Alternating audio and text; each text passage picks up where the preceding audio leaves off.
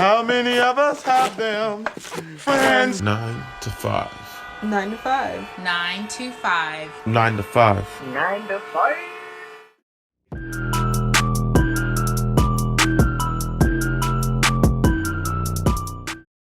We are here. This is another black installment of 4X, the 4X podcast, brought to you by Residual Earnings. My name is... What are you, a Forex trader now?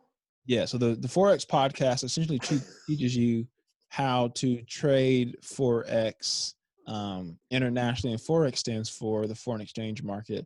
It's a very lucrative business that not too many people are currently taking advantage of. Torrance actually got me involved in it. So Torrance is a double platinum member of our Forex organization. I don't know what you're talking about. I sell Herbalife.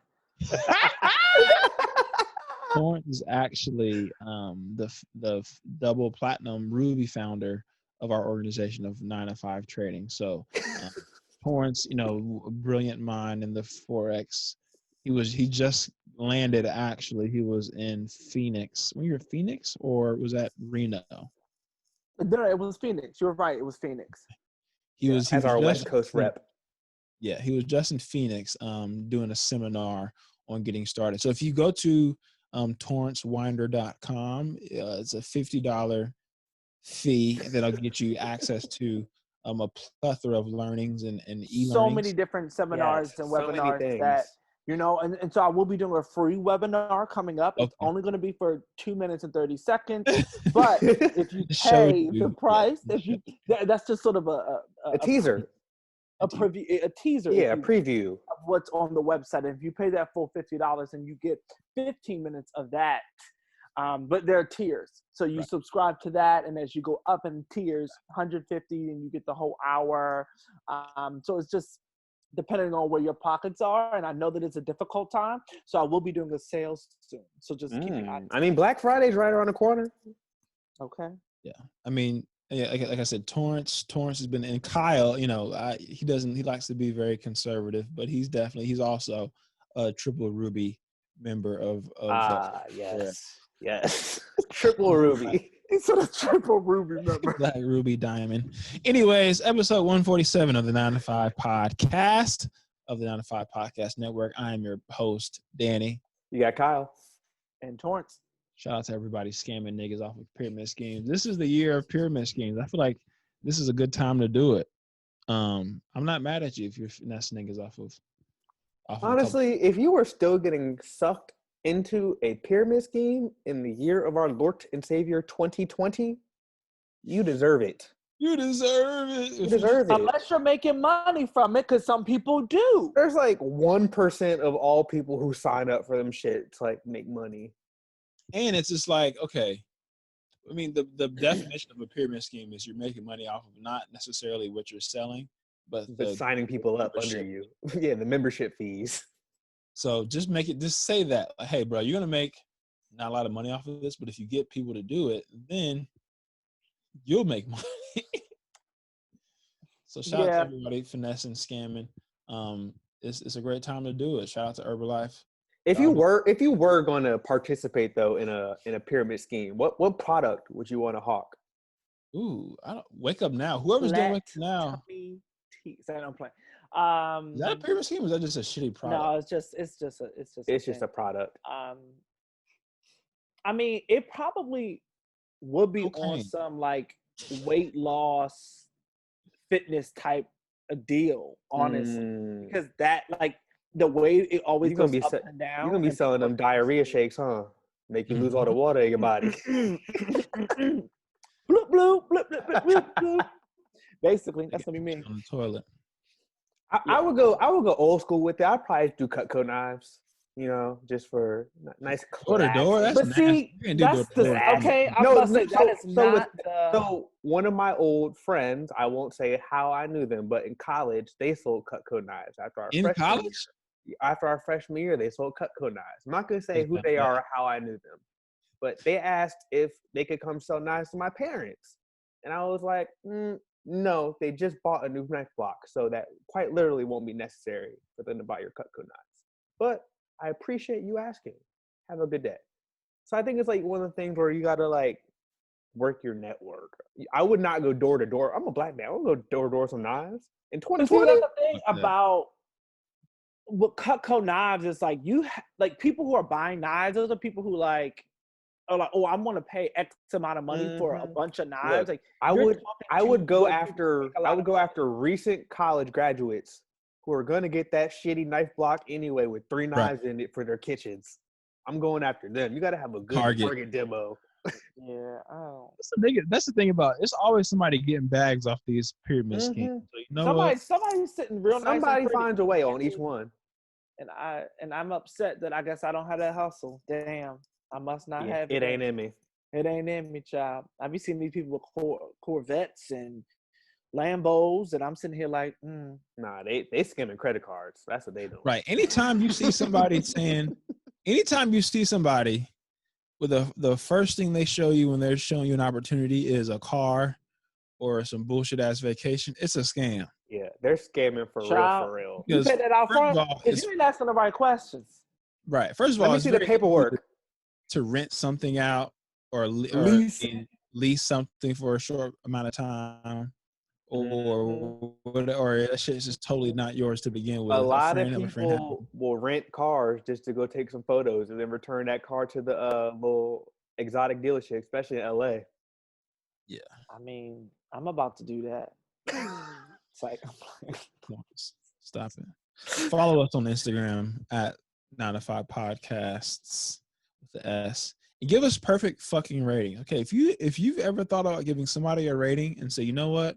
Today's the day. Do it for us and give us 5-star. If you don't have a 5-star rating to give us at this point, then we can no longer be associated with you as a human. On your heart, because some of y'all really love to jump in that Yelp review and give some or them Glassdoor reviews and really give people shit. Yeah.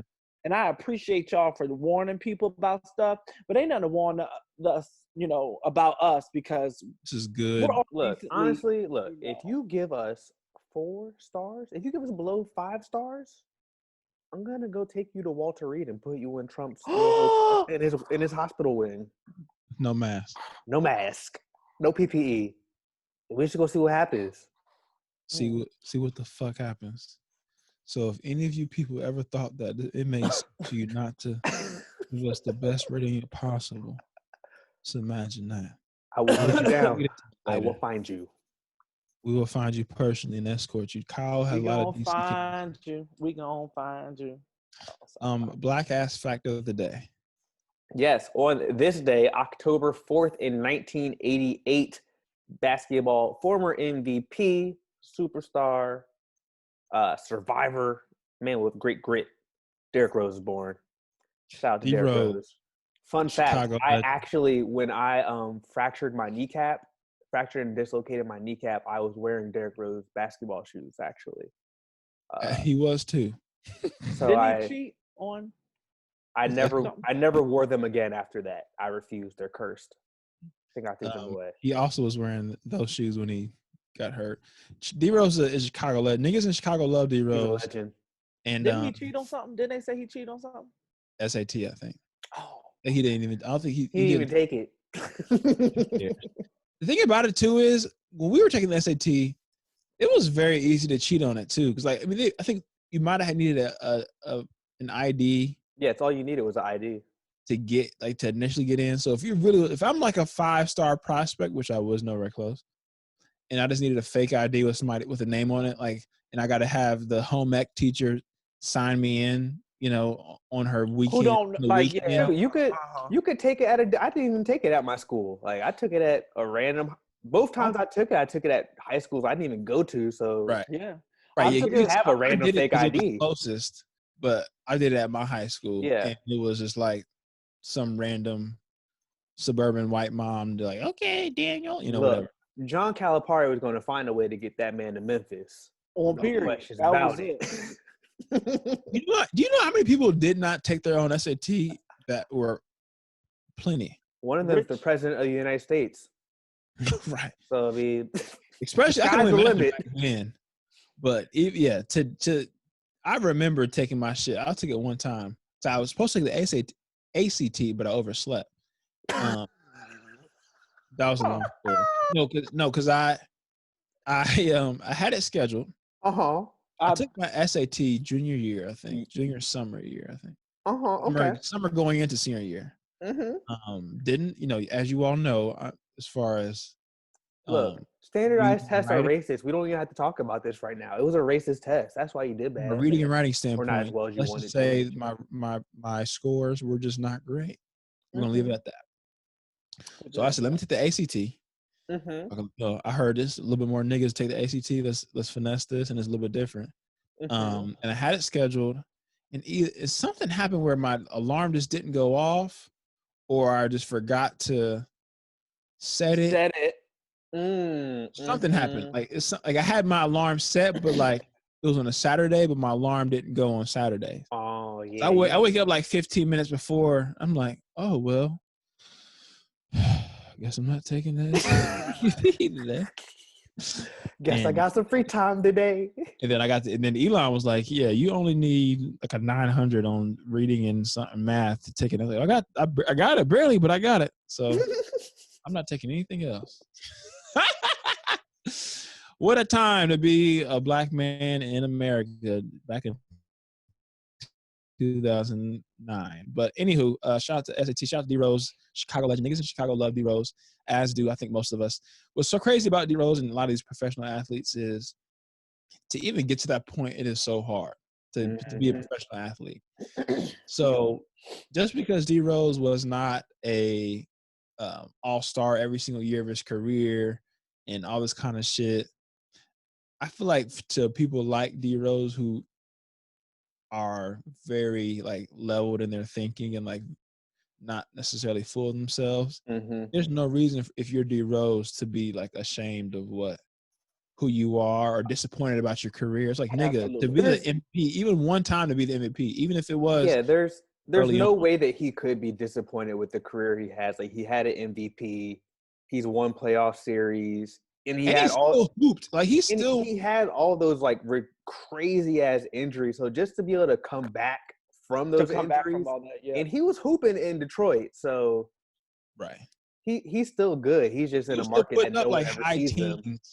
Like as a player, like averaging still like I can't remember like with the Knicks or when he got let go with the Knicks, he I think might have averaged like 17 or something that year. Like he's still been a bucket.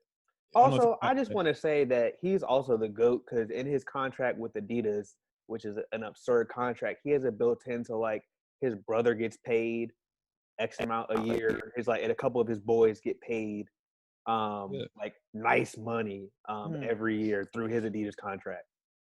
Everybody gonna eat, and that's what I love. Everybody gonna eat. And every time I do it for my hood.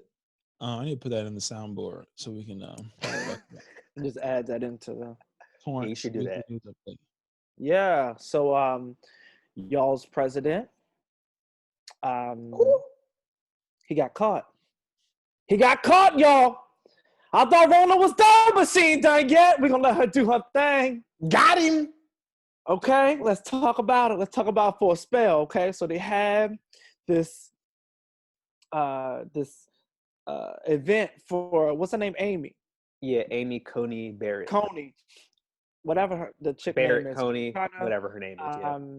Have her just to replace RBG on the Supreme Court, and so they had this little press thing on the lawn, on the White House lawn or whatever, and not Mayor Ho wearing a mask, not a horse wearing a mask.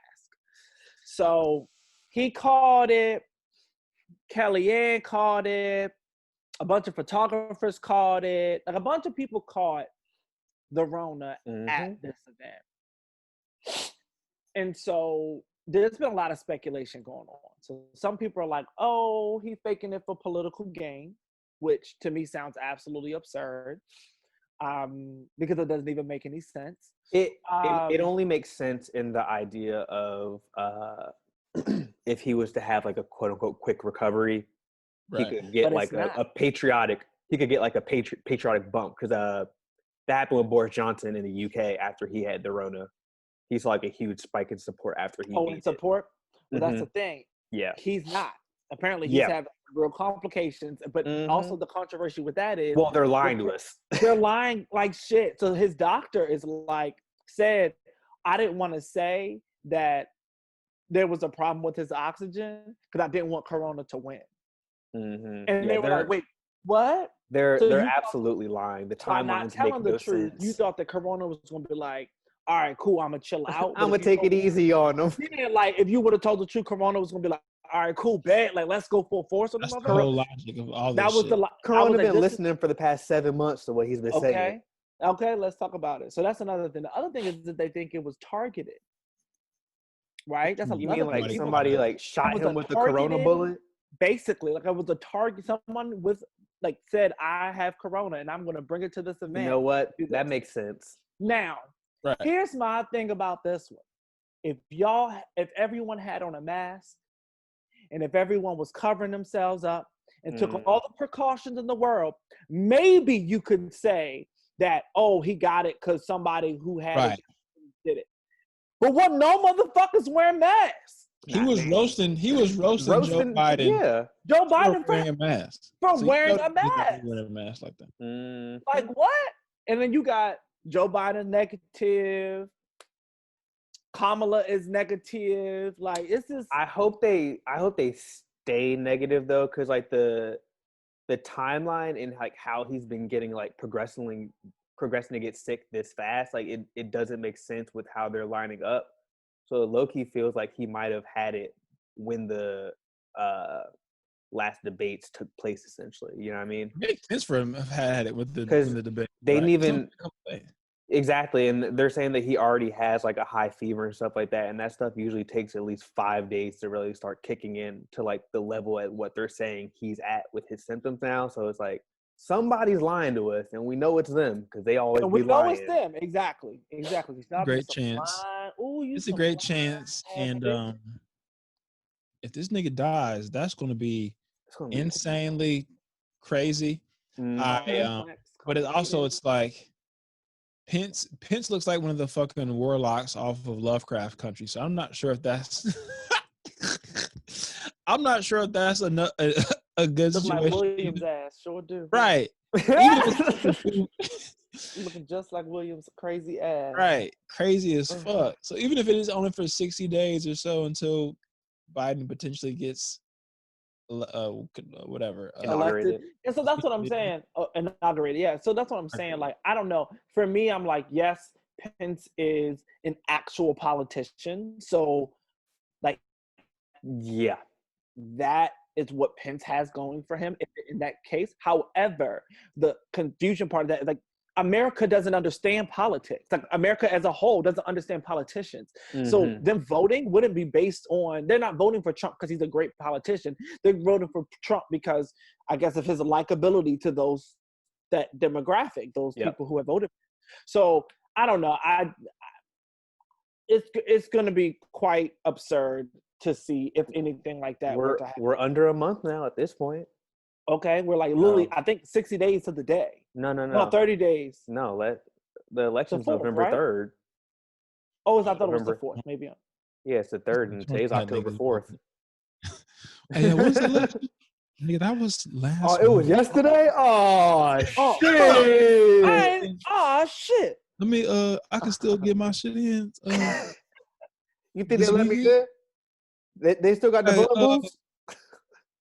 Can I just get 50% off? Y'all like, you take off 50, you take off half, you take off 10% each day. Hey, I got my little ballot. Where the fuck do I?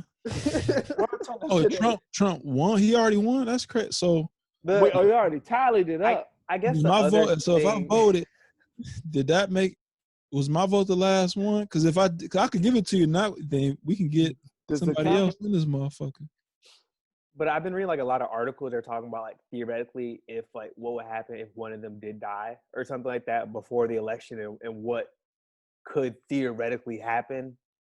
It's a very interesting situation. It's really going to be. It would really vary from like state to state on how states would react to it, but it would just be a very interesting experience. Plus, I mean, I don't think we'll technically know who won the election when we wake up on the 4th. No, just because so many people are doing mail-in ballots. So it'll be very interesting to see like how long it takes to actually certify the election at the end of the day.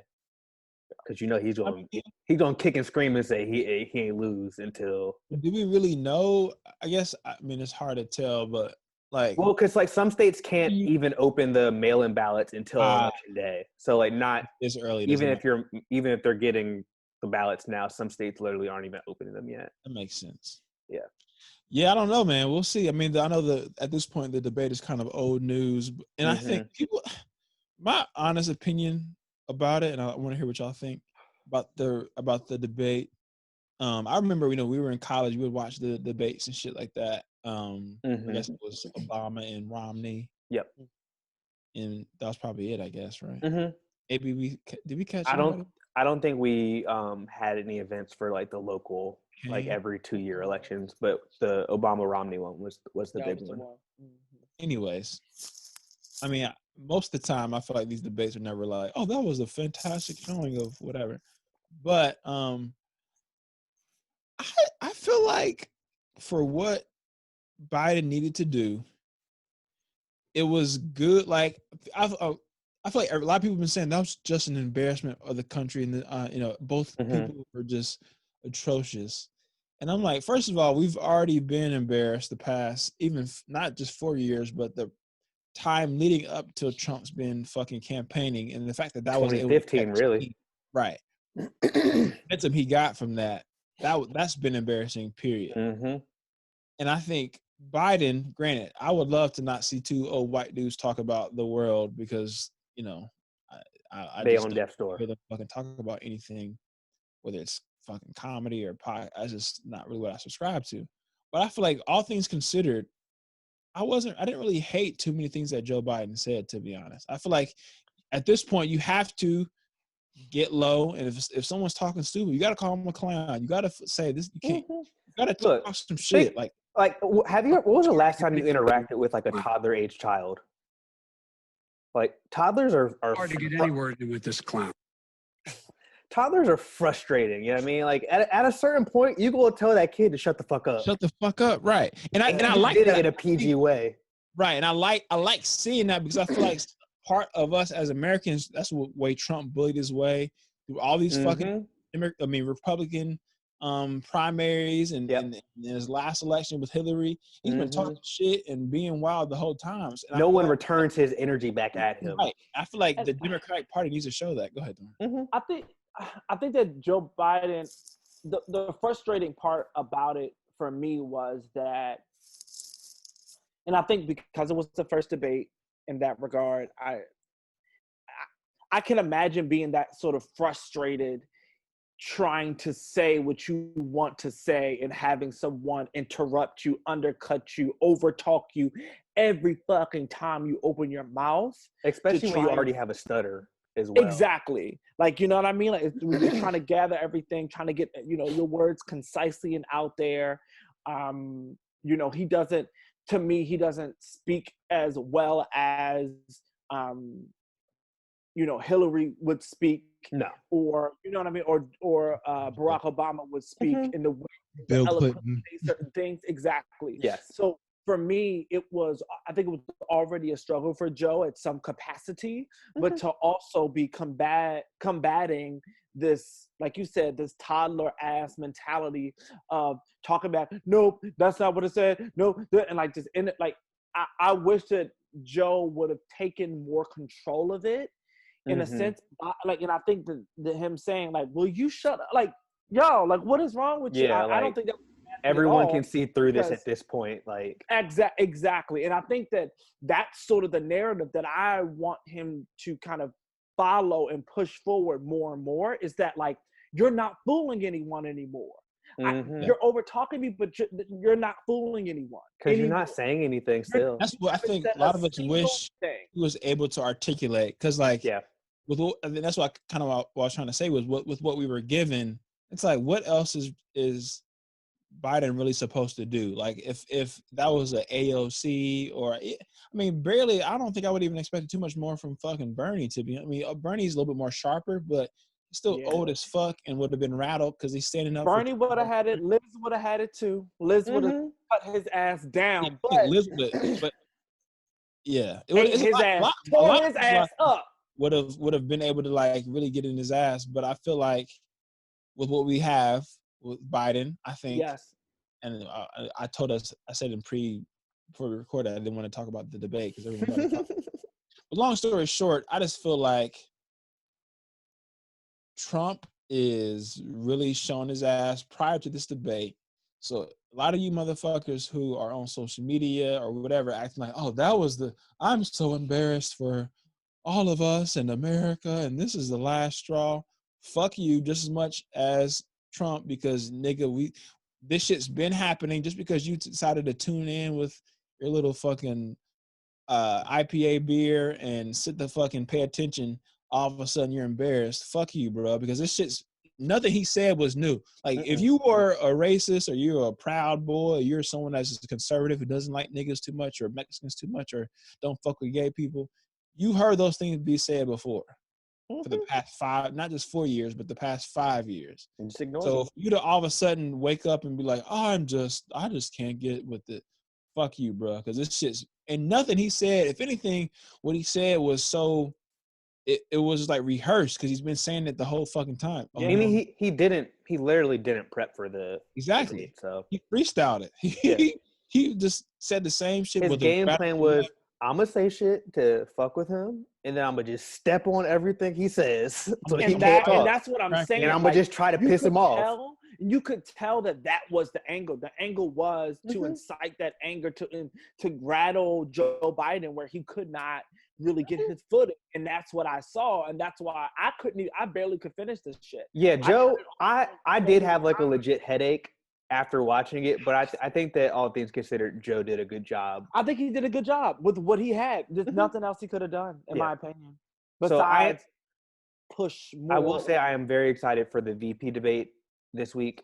That's what I want to see. Kamala is going to murk that man. I think that's where the election really can make a move is with the VP situation, because Kamala, similar to Joe, is very, I think, central with her, even her background with being in prosecution and shit like that. So I feel like there's a lot less skeletons in her closet. And if it even offends niggas a little bit that she is the police or used to be the police, it's like, well, we got to fucking win this election. And most people I think will get over it. Excuse me. Once they hear, once they see who's on what team, who's on what side. Kamala Kamala is sharp. That woman is smart. I think Pence is a little bit more right than Trump is. Oh yeah, and Kamala's a little more centrist. And I think she's gonna be able to articulate things a lot better than Biden will. Sure, and that's what it's gonna be really, really exciting about the VP debate. It's gonna be, and these have to be the most watched debates ever. These have to be, because these are like, kind of like vote or die type shit. Like it's much. What man? Why did he bring back vote or die? Okay, this was the perfect time for Diddy to come out. I'm real mad at Diddy for not bringing back vote or die. Should be vote or die. Yeah, right. Every year should be vote or die. He's too busy. He probably voted Trump. Deals with Danny. It's the damn time. In sports, the NFL. Could you imagine making a whole TV show about 360 deals with just like people off the street? Like, yeah, so we're gonna bring our niggas in. Well, he's bringing it back.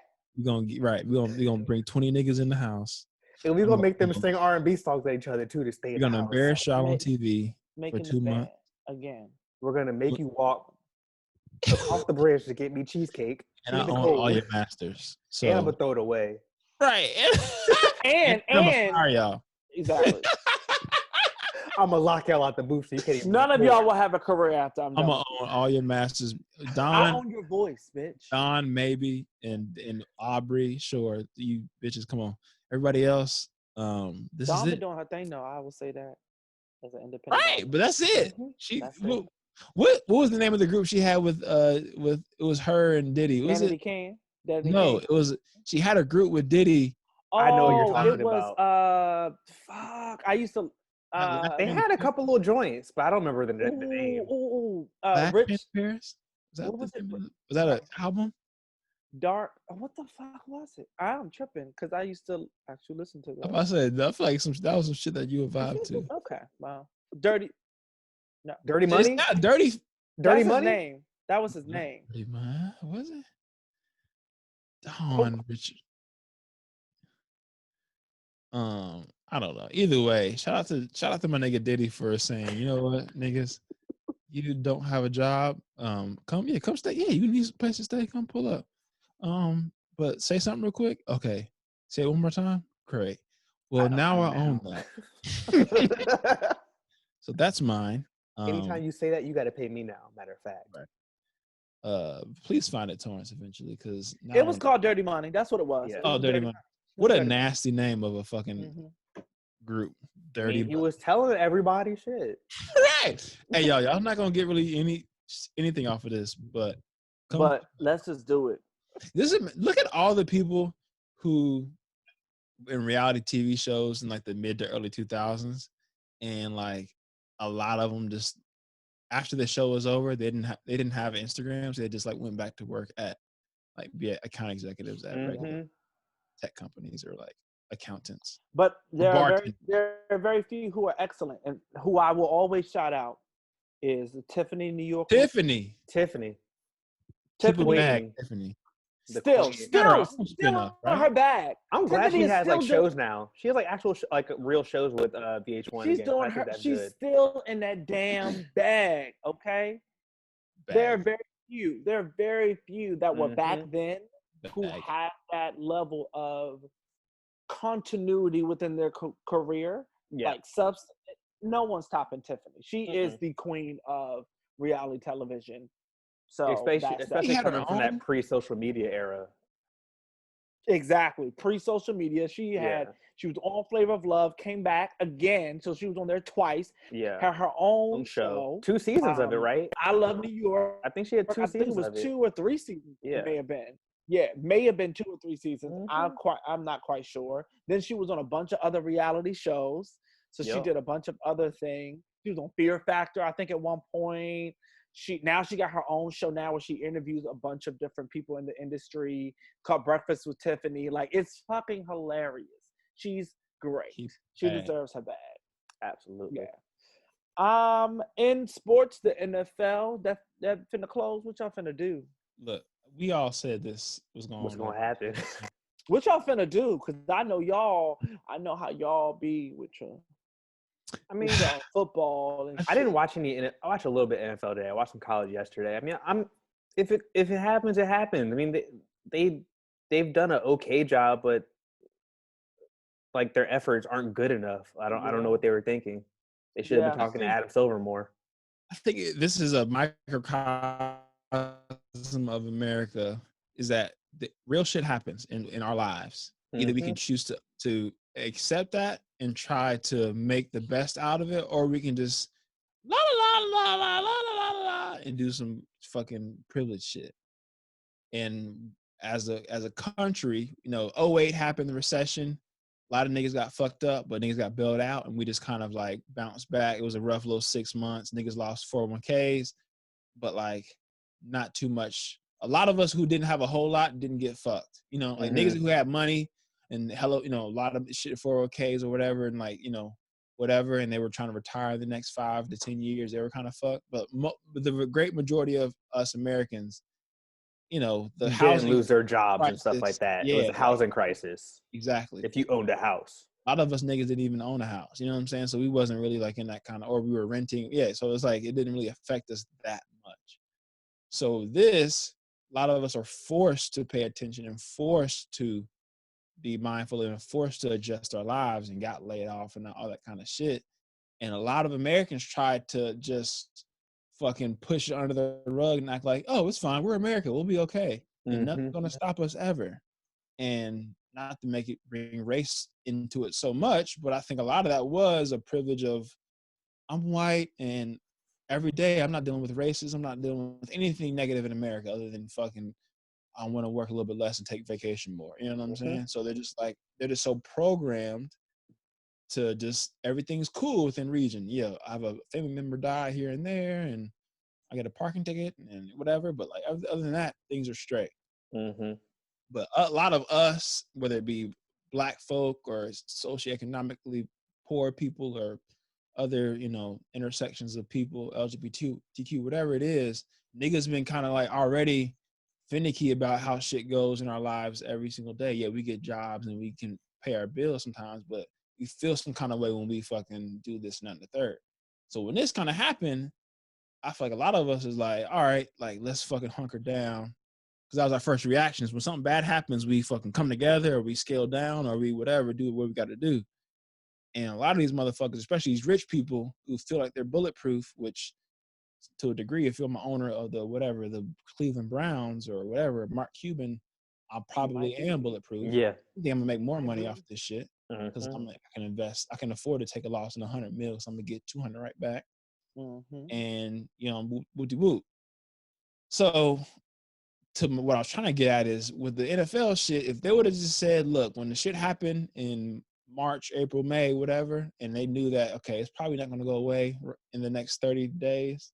If they would have said, all right, we're going to fucking find regional, like I said in this same podcast, maybe we're going to do regional fucking campuses and yada, yada, yadas and get stadiums and these different places and have 4, you know, little divisions here and there and play 4 games and then switch and play 4 games and have bubbles, have places to where instead of where it's NBA where they're kind of all, they can't bring their families, maybe they can bring their families, whatever it is, you know what I'm saying, little dorms and shit.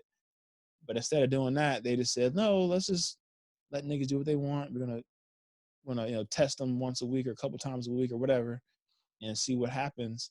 Now you look at it, yeah, we got through a couple weeks, but now what? It was like these guys are. It's like they're not always just in your facility. They're not always practicing. They're not always at the game. Like they're still going out into the real world. So like, and they could be doing the right things too. yeah, It doesn't like mean that they're out they in the could be strip wearing club. a mask, but they could go to the grocery store and get it at the grocery store, doing something completely normal in like a quote unquote safe way or whatever. So it's, But see, that's the thing. When you have the numbers of the NFL that you have, yeah, it's too many you're going to have people. varying people who believe in various things. You That have too. those anti-mask wearing people within the NFL. You have those kind of people that exist. So they're going to go out and do what they're going to do, regardless, because you can't control the things that they do. Yes. So because of the population, because of the differences that people have, you saw how, you know, divided the NFL was with a lot of different racial issues. It's the same thing with everything else.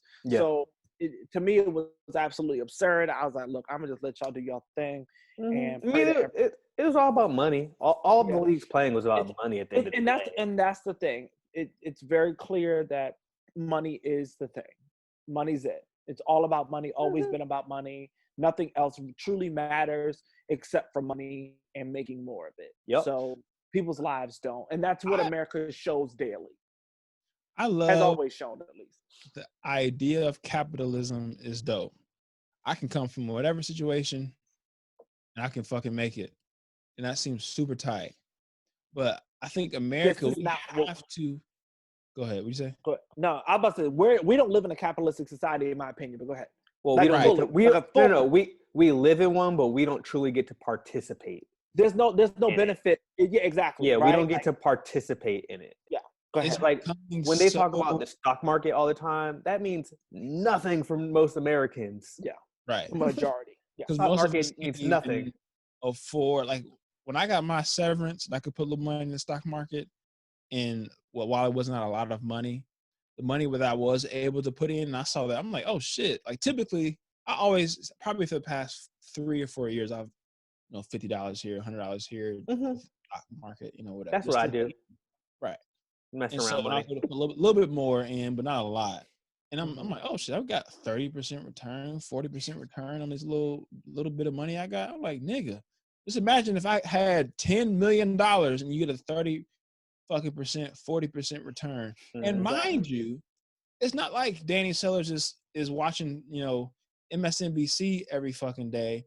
I invest in like 4 or 5, a little more than that, 6 or 7 companies. And I said, when the pandemic happened, I'm going to get, I got some Zoom stock, got some Amazon stock, a bunch of internet shit pretty much that I was using every single day. Slack hasn't been well, but I got a bunch of internet shit, Tesla, whatever. And I'm like, nigga, 40% and the world's ending. You know what I'm saying? Yeah, the only billionaires got richer during the pandemic. Right. So you just look at that fact alone. Like I said, just imagine instead of me putting a little whatever money in, I'm putting tens, 20s, $100 million in. But remember, Danny, you can't afford a house because you like avocado toast and getting Starbucks coffee. Exactly right. So it's like I can even the money, even if it was $10,000, say I put in, not that I did, and I made 40% on that money. I can't. Where am I buy a house in Dayton, Ohio? Like I can't give a fucking. You know what I'm saying? It doesn't make a difference. Yeah. So the, like that the inequality in this country is absurd. Right. The capitalism part of you can do it. It's like, nigga, at what point is it fair to be like, all right, bro, this it's just not livable. Look at, LA's, the DC's, the San Francisco, just like these places that used to be so rich in culture and be able, like, were livable, and you could have a different classes of people amongst each other. It's like, nigga, you got grown ass people who are 30 with roommates that have good money. Absolutely. With no aspirations to even own a house. They know it ain't possible. Because you need $900 $1 million to have a decent crib. So it's down payment, like it's just crazy. The whole, like, I think a lot of us, even those of us that are privileged to be in maybe professions that can yield six figures or whatever, like, be very realistic and be like, bro, this is broken. This is not right. There's no reason why someone that is in their 20s making six figures shouldn't be able to own a crib in a neighborhood. Like, to participate in society in a way. Well, in the American dream, quote unquote. The American dream that has been sold since its inception, truly. Even when we were growing up, I saw my family, the house that my granddaddy built in Cincinnati. My mom sent us the link. It's for sale. I think it might have sold in the early 2000s for like 40 G's in, like, okay neighborhood in Cincinnati, middle class neighborhood in Cincinnati. The house right now is it came to the market at $200,000. We don't own that home anymore. Typical black people, family shit, people pass and all that. And then it reduces to 180. But even still, in the 20 years, it's not like there's like a Top Golf and they built Starbucks in this neighborhood. This is still a middle class neighborhood in Cincinnati, Ohio. And now all of a sudden it's 400% more. Yep. Like, what's the logic? There's no logic. There is zero logic. And mind you, they redid the flooring, but it's not like it's fly granite countertops. Just little over 1,000 square foot little house, 3-bed, 2-bath, an honest home for middle America. And all of a sudden the house is worth 400% more in the past decade and a half just because, nigga, we want that money. We want that. It's nuts. We're going on a tangent. I don't know what I hate it here. We were on sports. NFL, but I'm sorry. The range. Look at the range of this podcast. We can't go 2 weeks. That's the thing. When we go 2 weeks, this is what happens. I know. It's kind of getting real ghetto. We got to figure this out. Yeah, we might need to go back to every week or something. Yeah, we might have to figure this out, especially right now with election coming up, and we can work it out. We'll figure it out. NBA Finals. That's exciting. Yeah, Game 3 is on literally as we're recording. Yep, and right now it's Lakers are down 4 at halftime. Bron, if you want this ring, if they win this game, it's solidified. It's pretty much done. No one's coming back. Yeah, it's against the Lakers at that point. I feel like the most pivotal game. I feel like if the Heat can get Bam and Dragic back, I think they can get one game.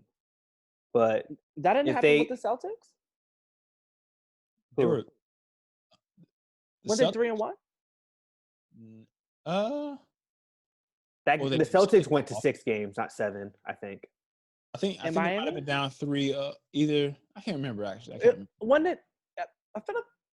I don't know. Maybe I'm tripping, but whatever. But yeah, like you said, it should be a done deal. You go up 3-0. All right, we just got to win 1 out of the next 4, and we can do that. No one's ever come back from 3-0. Now it's shit.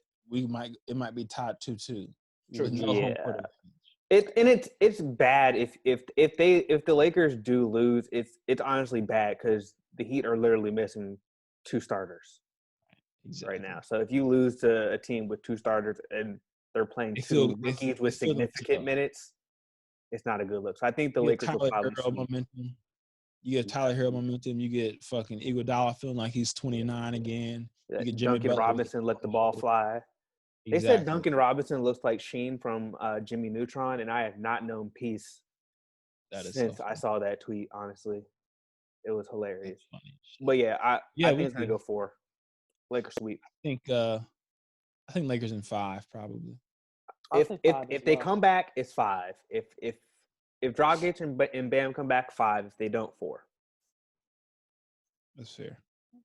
Very fair. Shout out to Bron and his legacy. Also, I will say, I bet no one in this country there's only one person in this whole country that wants this series to go 7 games. Bronny! And that is Bronny James. That boy Bronny don't want his daddy to ever come home. You know LeBron ain't forget about that Nuggets tag. Boy. He said, "I don't." That nigga giving Jimmy Butler insider trading tips and shit. This nigga like to go to his left. Right? Wild child. He's weak off the dribble to the left. Make him pull up off the left.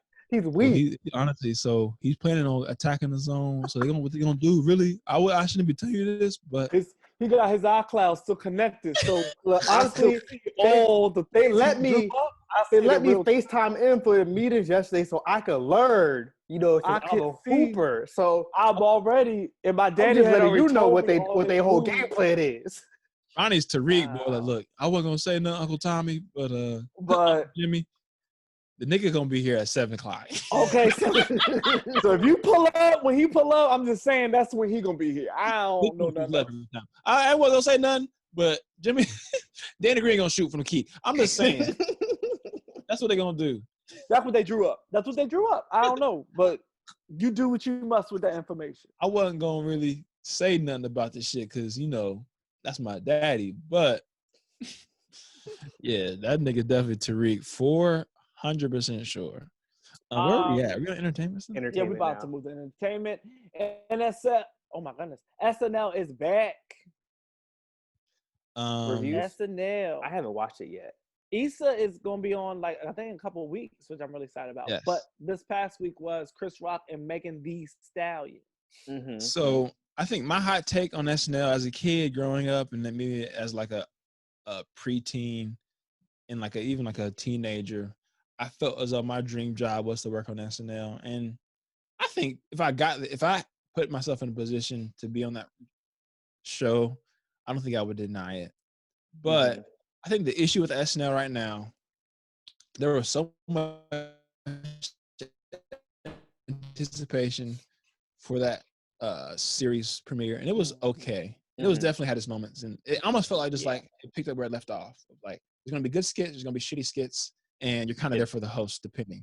And I feel like the hosts play too much of a role on how exciting SNL is. Absolutely. I don't watch some weeks if I don't like the host or if I don't know the host. Absolutely not. I don't. And I feel like a lot of what SNL has to do is they have to get better at the cast. Like I think some of the casts are dope and they're interesting, but I think they're too much of improv people, and they're not necessarily movie stars versus like Chris Rocks and I'm shouting names out that are ultra famous, but the super cold-blooded stand-ups that are going to then leave SNL and become huge stars and pop off of their stand-up specials and being on movies. And there's two different lanes of comedy. There's the improv people, like the Second Cities and the UCBs, and kind of where a lot of that training lends itself to SNL. Yeah, you got a whole other fucking lane of stand-up, which is, a lot of us stand-ups have a little bit more of a chip on our shoulder, a little bit more edgy, and it's playing tennis versus boxing. I got a team. Sorry, not tennis versus boxing. It's basketball versus boxing. I got a team versus solo. So I feel a little bit more confident about my skills. And I feel like they got to get a lot more stand-ups. And I don't know. Because that's the thing. Improv comedy, it's a very niche type of humor that if you're not, if you don't like that type of humor, then it's not going to be funny. Yeah, right? it's not going to hit at all. It's not going to hit. It's not going to hit at all. Forces you as a viewer to have imagination, because it's like these niggas are acting like they're in a fucking volcano. Yeah. And, whatever. It's like, hold on, what? Like, I don't get it. This is a wild They're riffing off of it. And we're a stand-up. I'm explaining to you the environment, but I'm not expecting you to jump into the world of this world. Right? I'm just telling you what happened in this world. Mm-hmm. Like, that makes sense. It's a different setup. Yeah. But no, I was just more so saying, like, it's because it's so specific and it's like a specific type of comedy. It's like I said, you either like it or you don't like it. Yep. And if it's not, it has to be good in order for it to cross over and for people who like stand-up comedy to be like, oh, that shit was funny. Mm-hmm. Or to bring, because it's all about bringing those scenarios to life, right? Bringing those stories that have happened to life, but also exaggerating them. Like, there are very few like improv things and shows that I've seen in Los Angeles and just in other places that I was like, oh wow, that shit was crazy funny, and I had an amazing time the entire way through. Because there's some that I've been like, get me out of here now. Okay, I'm glad I didn't pay for this shit. Like, some things are hit or miss. Mm-hmm. And I feel like for stand-up sometimes too. Yeah, it's like that for stand-up. But just much really. But with stand-up, I feel like there's a setup. It's a delivery. It's a punch. It's a story. It's a journey. You're taking people on. But with improv, it could be so outlandish. Like you said, they could be in the middle of a fucking volcano, and that is the improv scenario that they're given. But in stand-up, you're like, you wouldn't be. Why would you be? What? That doesn't even make any sense. You talk about why. You talk about and whereas like improv is like I'm trying to make something out of being a volcano, whereas stand-up is talking about how stupid it is to ever be in a fucking volcano. Exactly. Exactly. There's there's no realism to it sometimes, right. And that's what loses people. Yeah. A lot of people. There are people, like I said, who can jump into that world. I can usually jump into that world. Sometimes it is funny, like for sometimes it's funny as shit. The whole show, yeah. But most times it's like, so you on the moon and they got drugs. It's too random. It's too random. Yeah, like they got drugs on the moon and Krabby Patties. Like, what the fuck, bro? Like, that don't even shows that sometimes you got people that are really good and others that are shitty. Then like the shitty person can't keep up.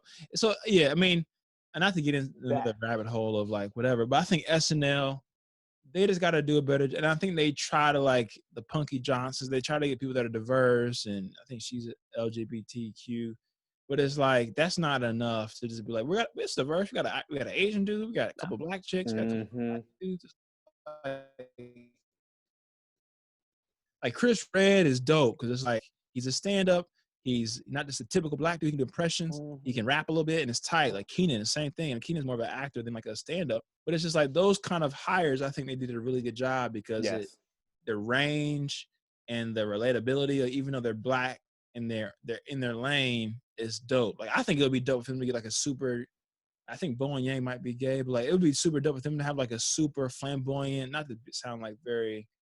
Trying to characterize people, but like it would be tight to have a super gay ass nigga that like it's like funny as fuck that can play different gay roles. And so that's the like thing, a drag or whatever. Like I think that shit could relate to a lot of niggas. So many different demographics that bring more people in. So much. Right. And I think that's why, in my opinion, in Living Color, I enjoyed that. Even the replay value on Living Color, some of it is not as politically correct. It still hits though 30 years later, bro. It's fucking absurd. It's so insane how funny some of those things are. But it's because it's thought provoking. It's entertaining. It targets specific demographics. It's like It's SNL tries too much to be broad. And it's like at times, bro, if you don't try to connect with anybody in particular, you connect with no one. So if I got 8 sketches, nigga, let me just fucking connect with some niggas. Let me connect with some people. Yeah. Let me connect with some Asians. And that's what makes it great is when you have those hosts who are like, like the Issa one, I can't wait because I know that's gonna be black as hell. You know, black people gonna be on every single sketch. I know it's gonna be very focused on that, and that's what I want. That's what we're looking for here, personally. Yes. Now, in other comedy, and other people who are hosting, white people who are hosting, maybe they're focused on other, but it's a way that, in my opinion, it doesn't hit across the board. Like Mad TV used to be funny as hell. SNL used to be funny as shit too. Mm-hmm. But I don't know. I just feel like when I think of like Mad TV, and this is another random thing, but Mad TV versus SNL, I always went to Mad TV easily because Mad TV was funny as shit. They incorporated so much into their shit that it was great. You got to be willing to take risks in comedy. Yeah. You kind of toe that line of like, this is for middle America and like maybe a little bit too left leaning or like liberal or like PC. Yeah. You tend to not connect super hard with anybody. And that's like where you don't want to be in comedy. Like comedians, for us, I feel like we want to have our audience of people. And once that audience is set, it's fuck everybody else because these people are going to. It's similar to even music. You got J. Cole fans versus whatever. It's like, nigga, I fuck with J. Cole and I'm listening to J. Cole even if it puts me to sleep, but that's my fucking guy. Mm-hmm. And I just feel like SNL, it was a perfect opportunity for them to like crush it. And it was a good episode, but it wasn't what I didn't leave that episode feeling like, damn, that was cold blooded. With Megan Thee Stallion, Chris Rock hosting, it just left some things. Yeah, a little longing for more. So Regal Cinema's finna close. Who's going to this? I want to see Tenet so bad, but I'm not going to. I'm just waiting for a good quality. I've heard some really bad things about Tenet. I've heard it's mid. Not gonna lie, I've heard it's mid, but I still want to see it. So I'm just waiting for like an HD quality bootleg at this point because movie theaters realistically aren't happening anytime. They were playing it at the drive-in out here, and I almost went to go see it. I would have done something like that. Yeah, like drive-ins, they've been kind of tight over here, but. I was thinking about doing that, but my friend went and he was like, I mean, if you want to go, he's at the action scenes were dope. Like, he's like, but I think you can wait till DVD. But that's me. And I was like, yeah. Okay. Because I was anticipating this one, so I was like, yeah, whatever. So, yeah, with Regal, they were, the James Bond movie was originally supposed to come out in April. And then it got pushed back. And then it got pushed back again to November. And then this week they were like, nah, we're going to do it in April of next year now. And I guess Regal was like really banking on that James Bond movie to drive a bunch of traffic into the theaters because that probably would have done at least $500 million in box office realistically or whatever. So they were like, we kind of fucked now. Yeah. But go ahead. I was going to say, I will say the new date that they picked for the Bond movie, I really, really hope that the world is open by then because that's the same day that Fast and Furious 9 is going to come out. So I will be seeing a double feature that day. That's a lot. That's 6 hours. Hey, bro. They going to space in the next Fast and Furious. That's the again. I'm gonna watch it. For what? Look, they went from boosting DVD players to taking down nuclear submarines and shit. It's entertainment. It went from I'm not looking for reality. Shit to now it's improv. It's not real. It's improv. It's an improv, motherfuckers. Fast and Furious is improv. Yes, and we're on the moon. These niggas. Yeah, I watched the first Fast and Furious on whatever IFC, whatever random ass shit that plays on that. Like, bro, this is not. How do we go from this motherfucker is the undercover police turned up so fast, and Tyrese is an ex-convict that probably worked at CVS. Too fast. He was like a rodeo driver, like a rally car driver. All of a sudden, he's like hand-to-hand combat with like. No, the worst. Like, trained assassins, like trained. No. The worst jump was Ludacris. Ludacris ran like a body shop in one of the first movies or whatever. It like had a little bit of computer skills. And they turned him into like some genius super computer hacker in the later movies. What? This is Vin Diesel 6 jumping on fucking train. Come on, give it up, man. Stop playing, man. Nah, bro, I'm seeing all of them. At least introduce some new young cats, like with the Bad Boys. Like these niggas weren't doing too much. Look, they got to run Tokyo Drift back. Right. I don't want to see 55-year-old Vin Diesel in hand-to-hand combat with Green Berets, and he was just a regular old mechanic who had a DUI. I'll watch it. I don't want to see you sliding on ice. But sliding you on see it, ice. though? But you go see it? No, I ain't gonna watch. I'm not paying my good money to go see that. No, I will. That's absolutely absurd. That's a good 2-3 hours of entertainment right Thank there. you, Fast and Furious, for all you have done. I appreciate some of those movies. However, I will not be supporting this outright. I'm gonna watch it if it come on the television to see the performance. I would like to see it, but I'm not gonna see it. I'm not paying my money for it. Yeah, that's a very ghetto. That's a ghetto ass movie, but okay. I can't wait. Also in entertainment, 21 Savage, Metro Boomin. 21. Am I really hard to please? Perhaps I have. Don't get our shit cut off. ACMA shit. You better add some air horns or something. Throughout.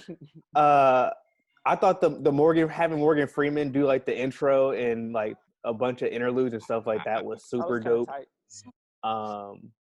Yeah, I think it made me emotional, man. We're gonna talk about this a little bit later. This is already a long ass podcast. I miss Homecoming, man. This could have been the soundtrack to Homecoming for a lot of people. A lot of people could have got fault to this album. A lot of people Running would have been on repeat. A lot of people could have had new outfits. A lot of people, could have rekindled things. Like, honestly, this is the last year I'm coming back to school. So fuck it. Let me just. Are you coming? That's what's up. A lot of people. This is the first. It's gonna be the first year that they had a good job. It's like, okay, yeah, like I got promoted finally. Okay, like I gotta have my own room this year. Mm-hmm. This is the first year they weren't going to sleep on the floor of an undergraduate's apartment. A lot of people finally started contributing to their 401k and was like, you know what, this is my year. Mm-hmm. A lot of them. Cause a lot of people left Homecoming last year and said, I'm fucking done with this. And I'm going to come back next year stronger. And they worked 65 days to be able to perform at a certain level, and they weren't able to. Yeah. I found my wife at Homecoming. Soon to be wife, I'm sorry. A lot of people take Homecoming very seriously. And I feel sorry that some people just weren't able to perform. Yeah. And I apologize. Unfortunate. I feel real bad for the people who aren't able to get those texts off. Oh, yes. It's a lot of things. A lot of things didn't happen. A lot of outfits weren't worn. A lot of shoes weren't bought. A lot of people bought shoes that have to sit. Yeah. Until next season. It's sad. Until next season. A lot of people worked out all summer. That's the thing about Homecoming too. Homecoming's perfect because it's coming off the back of summertime, so niggas got a little tan, cats on vacation. And it's the last kind of like, this is for me trip before the holidays. And it's before the get fat holidays too. Exactly. So a lot of people say, you know what, this is my time. I know a little bit of football, a little bit of this, a little bit of that. You come to a college town of X dollars, and you can impress people. And a lot of that wasn't what I got the first round kind of vibe. You thirsty, you need something.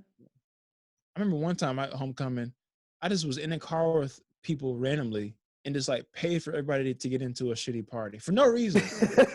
I bought people's cookout on the card. Just go ahead and just tell them what you want. Put it on my card. I got it. Don't worry about it. Here, just go. Can we go, please?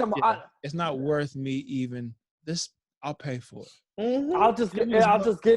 I'll get y'all trays. Yeah, it's cookout, so 6 orders cost like $13. I pay for everybody. I also said, hey, no reason, just like, oh yeah, come on, I got you. And then never have I ever been so generous with my Hennessy before in my life. You thirsty? A bottle of Hennessy, just pouring. A whole bottle for the hood. What? Come on. Don't worry, we got a couple of them in the fridge. It's all right. Come on. Where your glass? Oh, you look empty. Look, are you parched? We just did a whole section. That sucks. Last thing, Savage Fenty. That lingerie looks fantastic. I can't wait to stop. So I'm getting some lingerie. Can't wait. I'm getting some. I hope I get some. I'm having my just meat swinging in the house, just knocking shit over. Oh man. Right. I don't think we needed that information. Thank you. If you pay your own bills, you deserve to have. If you got no kids in the house, you deserve to have your meat swinging in the Savage 50. All the players in listen to this podcast. That's a grown ass man. Did your lady get you some Fenty? Nah, she didn't get me shit. I'm Hey, pissed. you know what? Me either. And I got my girl some Fenty makeup, and she gave me no Fenty draws, no Fenty, no draws, no smoking jacket. I want the smoking jacket. That's all I want, really. The draws look nice, but that smoking jacket look real comfy. I want some I get a robe. I need to get a robe. A good robe? What? Yeah, me too. Cause I be lounging. All right, look at this sponsor break. This podcast is brought to you by mamas that don't know the Zoom camera's on. I've been seeing a lot of people and kids. A lot of naked asses. A lot of naked asses. A lot of moms cussing somebody out in the background. I definitely saw one outside consultant that we work in. He accidentally joined a Zoom call early in the pandemic with the shirt off. That's good. It was like right when people were starting to join, so only a couple people were on. He caught it pretty quickly, but I was blinded and very upset. Sir, why aren't your clothes on? It's getting lit. Make sure when you keep your Zoom settings to make sure you have to manually turn on the camera. Or make sure you got your little camera cover. Yeah, get a little cover. You can cover that joint up real quick. You can unslide it. Everything's all right, y'all. Just cover your shit up. Absolutely. There's no need for mishaps like this. There's no need for it. Like, adapt. It's been long enough. It's been long enough. Should we skip this part about the people who? Yeah, we can skip that one. Yeah, let's do that. Let's skip it. Since we were talking about homecoming, we can just stay in that. Favorite homecoming memories. I feel like the whole month of October, other than me getting married, I feel like we should talk about this homecoming. Because we don't have home. We need to like cut up clips of homecoming. Because I feel like this is what we missed out on. Yeah, I mean, our friend group will be together for the marriage of myself and Ashley, but in any other, I guess, other than that, we would have not have seen each other for a certain amount of time. Foreseeable future. Time, absolutely. I remember we did that live. We recorded an episode from homecoming, not the live show, but the year before when we did the recording at the Alpha House with like all the distractions in the background and stuff like that. That was doing a pop-up. That was low key. That was probably my favorite memory. I didn't even think about that. That was probably the dopest because we like passively took over homecoming that year. Sellers group shit, like merch, like niggas, like it was people probably were stopping by the house to buy merch. We had a pop-up shop at the house. We had at least Bojangles. We fed the hood. We fed food. And people. That was a good man. That was I forgot about that year. We had a pop-up shop at the Alpha House on campus, and we legitimately sold a lot of clothes. Yeah, a lot of merch. For what we were doing. I mean, we probably made a couple hundred, at least $300-400 at least off that. And then we fucking brought chicken. Got liquor, and when I say there was probably 15 to 20 people that had merch on that weekend at least of shit that like was designed by the sellers group, that was a dope ass little memory, and probably one of the first times creatively for myself at least, it felt like, oh, like I got something going here creatively, because you do stuff with Alpha and then whatever you whoop and we had already been podcasting I think at that point, right? Yeah. And so, like, we niggas kind of knew we were in the mix and doing stuff. But for people who were older than us or younger than us or whatever to, like, fuck with us at that level to where they chose even one day of their homecoming to wear something that was of the sellers group, that was very exciting. Absolutely. The step show. Yeah, I mean, I don't know. For me, Elon was, as much as Elon is very different now, and low key, I'll be shitting on it because it deserves it. Yeah, me too. My experiences at Elon and the people that we all know and I've met and that I've become close with, it's like as soon as we go back, it's like family again, like true family. Like pick back up where we left off. Like it's absolutely absurd how easy it is and how like I don't know. I mean, I feel like a lot of people have this, experience at homecoming, but I also know people who don't. Mm-hmm. And so the fact that our family is so fucking big, like from people who are, like you said, from older than us, younger than us, like our family just is so big. And every time we go, and if it's everyone coming back, it's gonna be nothing but laughs, nothing but drunken memories, nothing but like good vibes the entire time. Mm-hmm. And that is what I miss. I miss the euphoric feeling of homecoming game. Like I could be stressed out with so much shit, but when I went to homecoming, all the problems, all the stress, all the worry just went away for a few days. Yes. And it just felt like, oh, cool, I'm at peace. I'm with my people. They got me. I got them. I ain't got to worry about nothing for a while. Because, when you leave, now I'm in, Los Angeles, where there's some Elon folk that are here that I fuck with, but like not as much as, Elon family was. So it's just it really does feel like home. Absolutely. Yeah. Absolutely. I miss it. Yeah, I feel like we gotta, once this pandemic, hopefully by not this year, but the next year, it's kind of subsided. I would love for that to be it's gonna be our 30th, right? Mm-hmm. Yep. For Alpha, and I feel like we just gotta take I take homecoming serious. I've always taken homecoming serious. Mm-hmm. Last year was the first one that I missed, but we were all at Carl's wedding, so I didn't really feel like I missed out on that, like you said, that annual kind of bonding trip and experience. Because a lot of people that I would have seen were at the wedding. I already saw at the wedding, so it kind of killed two birds with one stone. Mm-hmm. But I don't. It's always weird to me that sometimes people like shit on Elon's homecoming and stuff like that, and it kind of goes back to even any small school thing where it's like, for me, you make the scene what it is. So yeah, it's like Elon is never going to be A&T. Elon is never going to be Jiho. So it makes no sense for you to try to sit there and compare it to Jiho, because you're going to not have a good time.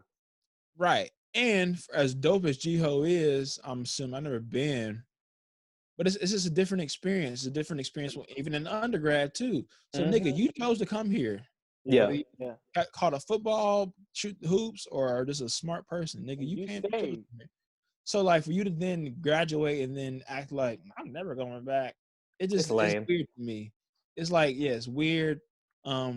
Sure, if you're maybe like a Chris or somebody who has a graduate degree, you went to a grad school that is also kind of popping, and you choose to go there. Maybe instead, if you only do one trip a year, maybe sure, within reason scenario, sure. But nigga, if you never, only thing you did was fuck somebody on A&T's campus, and all of a sudden now you're gonna fuck somebody, and all of a sudden now, oh, I'm going to Jiho instead of Elon. It's like, who do you know other than the three niggas you used to? You don't know a single soul there. You're gonna be big bad. I think the thing is that people don't want to decide or make the choice to be like, I'm going to start this shit off. I'm going to set this shit off, right? So everyone expecting to go somewhere and everything to be just laid out for them. Yes. And while I think A&T, I've been to Jiho quite a few times, and it's been quite another level. It's another level. It is. It's very different. Salem, just all of it different. Right. All of this shit's different. But what I always say to that is, I'm gonna go to Elon because number one, I'm very familiar with Elon, and number two, I know that if we say, all right, cool, we about to do this thing, it's gonna be a thing, right? Because we're planning it, we're putting it together. It's gonna be hot regardless. Yeah. Like I don't know how y'all be, and maybe you ain't have friends at Elon. I don't know. That's not my ministry, but my people was there often. Whenever we said, hey, we come to the house we bought some food, we got drinks at the house, mad people would just come to the house. That's the blessing. You know what I mean? Like it just was. That's the blessing of homecoming. I mean, not to make this too Elon focused, but I think a lot of us were joking about it. But when we're all broke college kids, we found a way to have fun. But now that a lot of us, even if you're not rich, you're just doing okay enough to be able to spend a couple $100 here and there. That's the other part of the blessing, is like, oh shit, now we can just feed each other, feed the other people, and not necessarily always worry about like, oh, how are we going to get the bottle? How are we going to do this? Get bottles and get food and be at a place, tell war stories and reconnect with people. And like, that's what we're missing out on for this year. And then I think like, I'm not even worried. And like, that's it. Like, not even worried about who got what or whatever. It's just like, Oh no, it's fine. Don't worry about it. Right, Like, we gonna be I'll good. get another one tomorrow. Like, you know. Even if you go to a big school, it's like, okay, I still remote. Like after a while, it's all the same. It's not like new people used to go to the school. It's all the same niggas every year. Yeah. So it's not like you're gonna just meet all these brand new people every single homecoming. If anything, you're gonna Mhm. stick to the people you know. Yeah, It even was more just about, so. like coming together. And I just hate when people shit on Elon. It's like, yeah, did I have that many choices coming out of high school? No, like as far as playing or even academically. But I chose Elon, and then I met great people. I got connected, and I don't get to see all these people that often. So this is an opportunity to do so. And of course, Absolutely. stop this. But any homecoming, I would hope in 2021 everybody goes to their homecoming. Whether you were popping or you were lame as fuck, but you got a good job now, and you want to stunt on niggas. Yeah, if This it's is safe outside, I'm in there, and we Oh, turn it all the way up. It's gonna I'm be tight. getting hotel early.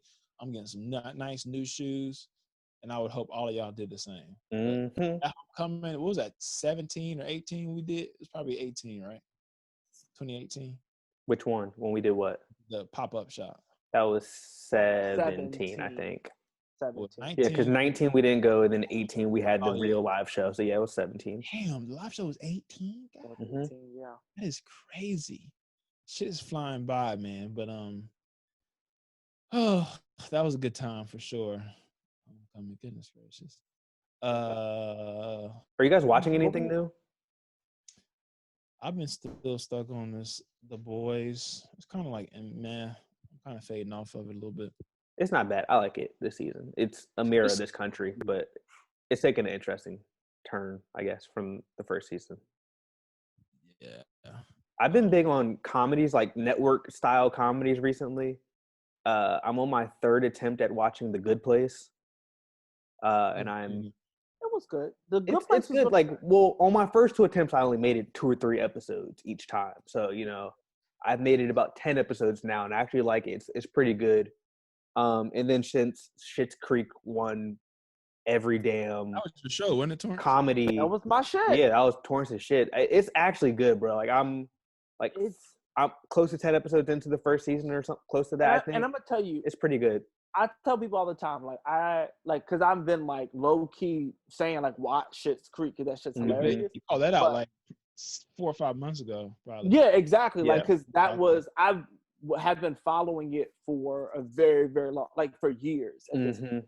And so now it's like now won all the awards and everybody trying to jump on, and I'm like, go ahead, do your best. Like they deserve it. Like honestly, like it was a very comprehensive thing. But I was saying the other day, I was saying earlier today, I was like, I mean, season 1 and season 2, now that's cute, but once they hit season 3, like the end, like the last 2 episodes of season 2 into season 3, it does not miss. There is not an episode even better. that misses. Like Good. I'm excited. people are like, oh, I really like season 2. Yeah, see, because you think you like that shit, but wait till you get to season 3, then you're gonna be as hyped as I was talking shit about it all the time because it's just y'all always talk about how I don't really be liking white people and saying all that crazy shit, but this is a good like comedy that is very the focal point is white people, but their struggles are the way that they tell the stories of their struggles throughout the entire series. It's just very like kind of relatable in a sense, obviously, because it's privileged people that lost their money, lost all of their money, and they have to live in this town called Schitt's Creek, and it's just their struggles to try to like unlearn everything that they learned from in that space. And honestly, seeing privileged people struggle is kind of a hobby of mine. So yeah, I think a lot of us were salty when they won all those awards, and I might try to watch it eventually at some point. I feel like as a viewer and podcaster, now that someone that is in the podcasting industry, I've been very particular about like the amount of airtime I give my ears to people giving opinions about things that, this sounds fucked up, but are different than mine. But what I mean by that is, as a stand-up comedian, I had, found myself listening to a lot of stand-ups in like LA and Southern California, a lot of like white dudes because a lot of those white dudes dominate the podcast comedy space. Mm-hmm. And like, you know, when it's just life is normal and, you know, some small fuck up happens here and there, it's kind of like not, you don't notice it as much. But when things like racial injustice and elections come up, you start really seeing people's true colors. And then like the Joe Rogans and the Brian Callen, all these kind of people that you follow, and the, you know, Andrew Schultz. It's like people that you thought were like, oh, I can listen to this. This is super funny. And when they look real funny in the light. And then you kind of start hearing their opinions more and more about shit. You start hearing their privilege more and more. It's like, I mean, I'm sure if they were my friends, I could still maybe like respect them and like, you know, fuck with them to a degree. But if I'm gonna just volunteer my ears to something, I can't give you this time anymore. Yeah. It's harder to give you this time because your value is not like music where I can, you know, maybe sneak a quick R. Kelly song in between two other songs I like, because like, I know I'll just like whatever. You know what I'm saying? I know what you're saying. But like jokes. I'm hearing somebody just in no black background music give their opinions about how much they hate riots and stuff. It's like, bro, you don't even fucking understand. You're a 100 millionaire, Joe Rogan, trying to give me advice on how I should feel about stay in your lane. I don't, you know, even if you were someone who came in something out of nothing, it's hard.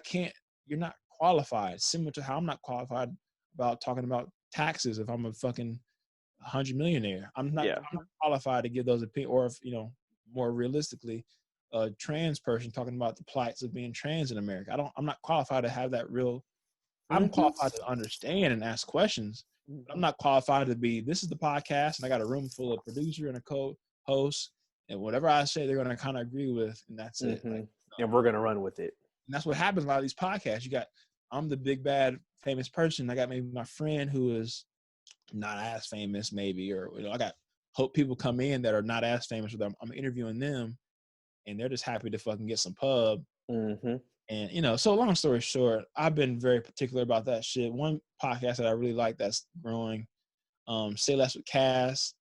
Kaz, he was part of this other podcast, Flagrant 2 with Andrew Schultz and Akash, and they kind of separated. But Kaz is like one of those like New York personality people who just somehow, some way find a way to get to a bag and like a brand partner with this and that, and, you know, whatever.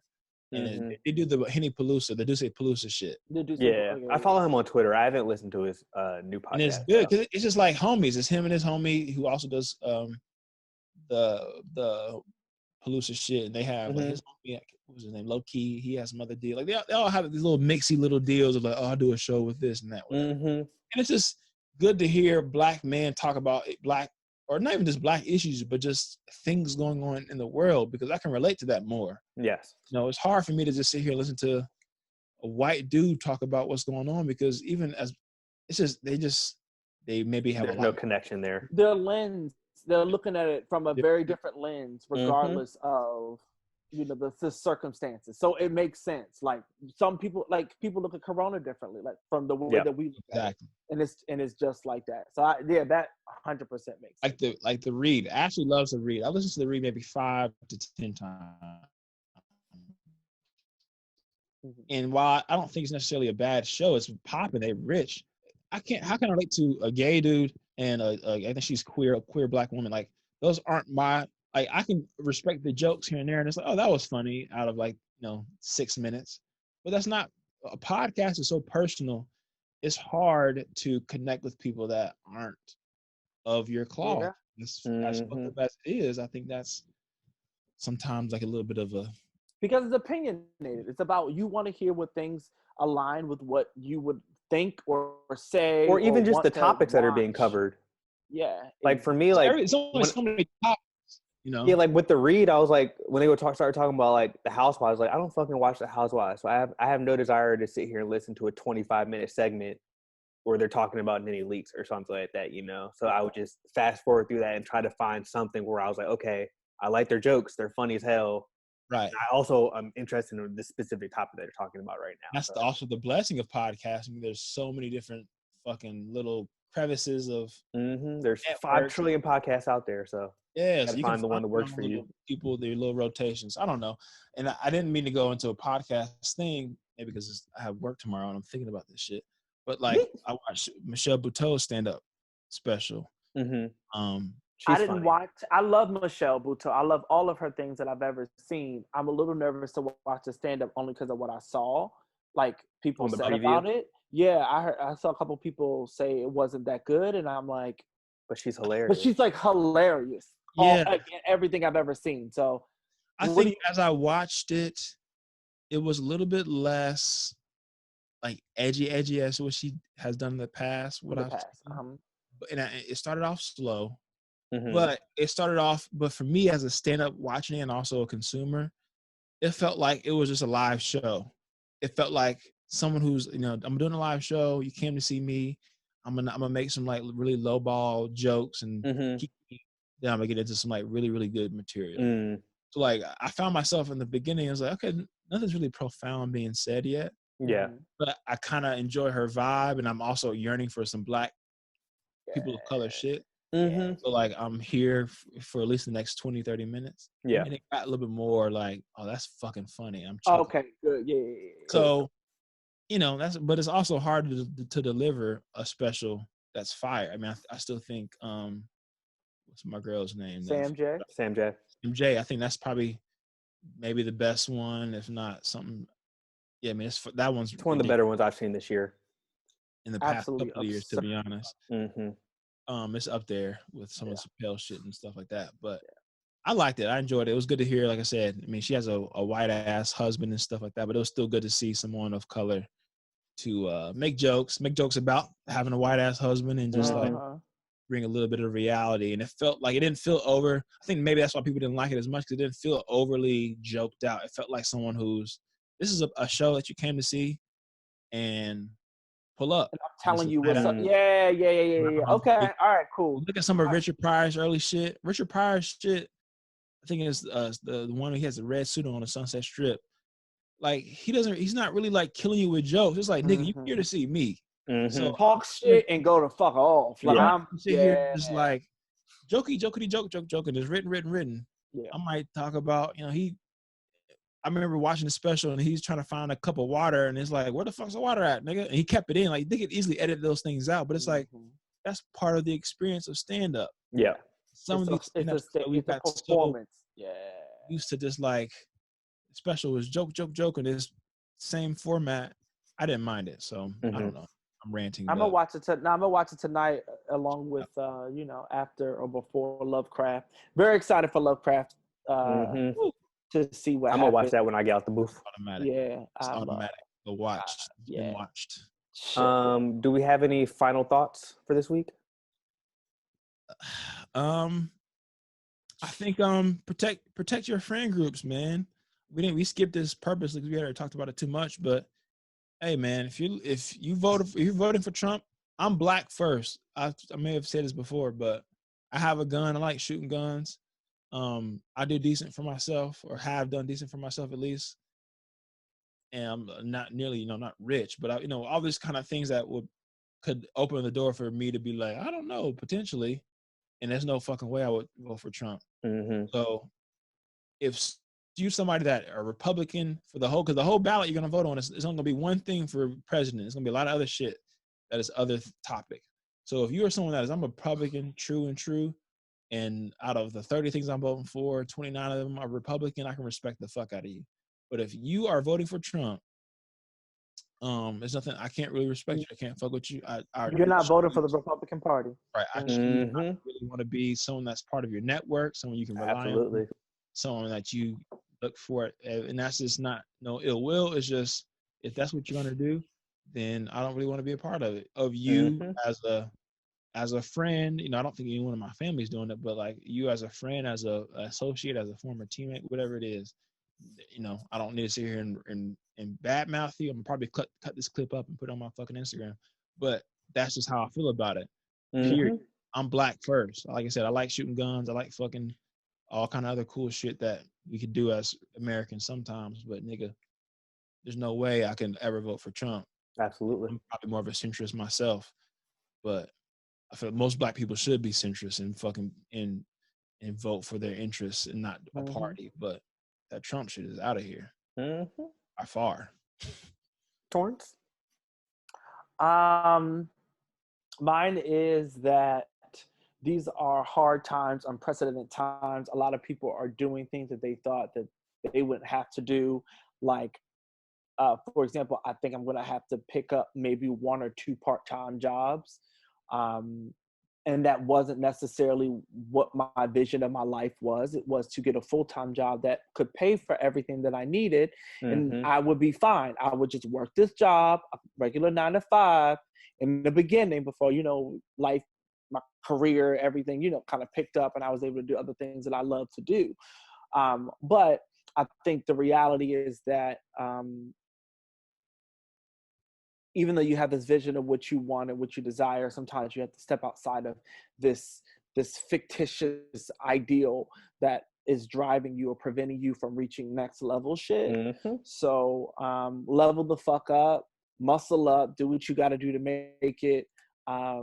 Yeah, I would say for me, being that we're less than a month out from the election at this point, if you haven't already, start looking at who's down the ballot, especially at your very hyper local level, because that's the stuff. That's the stuff that's like really, really going to impact you on a true day-to-day basis in the city that you live in or the neighborhood that you live in. So I would just encourage everyone to start looking at the stuff outside of just the presidential race, because that's truly important as well and not talked about enough. So badly, but I'm gonna start doing that. I'm gonna drink this damn little cut water and water. Thank y'all for listening. Episode 147, 9 to 5 podcast. Peace. Deuces.